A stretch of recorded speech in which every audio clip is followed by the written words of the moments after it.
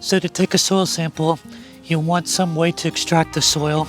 This is a soil probe, which makes it easy, but it's not necessary. You can certainly use any type of garden trowel. But basically you want to get a good sample. Again, whether it's this probe or anything else that you can get, and you want to take enough samples of your garden so that you have at least 2 cups of soil. What I like to do is use a bucket and get enough samples in here to get this bucket half full. And then what I'll do is I'll take and I'll mix this soil really well. And then I'll take from this my 2 cups of soil to fill up a bag about this size that I can send into the soil test lab. So the lab needs at least a couple of cups or they can't get a good idea of what you have in your soil. If you just give them a little bit, it doesn't represent your garden very well. So at least a half a bucket extracted, and then from there pull 2 cups, put it in a bag, and send that out to the soils lab. This is the form that they're going to have you fill out when you send your soil in.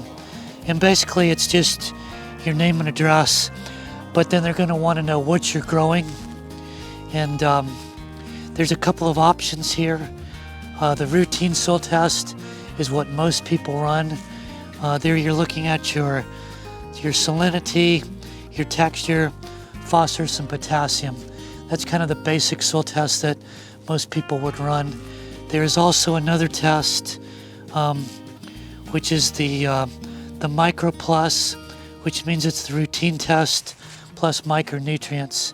Sometimes if you're looking for a good baseline, you want to know if you have enough iron and zinc and so forth, you can run those micronutrients.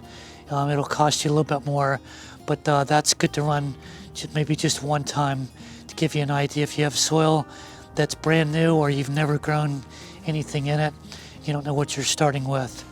So you send this form in, you tell them what you're growing. Is it vegetables? Is it lawn? Is it fruit? That type of thing. And then in about 2 to 4 weeks, they're going to send you back the results. This page happens to have results from 2 different soil tests that were taken. And I don't know if you can read clearly, but basically in this first test, the pH here was about a 6.5, which is quite good for gardens. The salinity is 12, which actually is very high. So you'll want to do some things to mitigate that soil if it has a high salt. And then the phosphorus and potassium, and these were high or very high. The nice thing about that is you kind of know in this situation that you already have enough phosphorus and potassium in your soil, and you'll probably just need to add nitrogen. Again, this is a really good way to get your garden off to a good start. Run a soil test, gives you a good baseline of what's in your soil, and you know what you need to add in order to grow particular crops.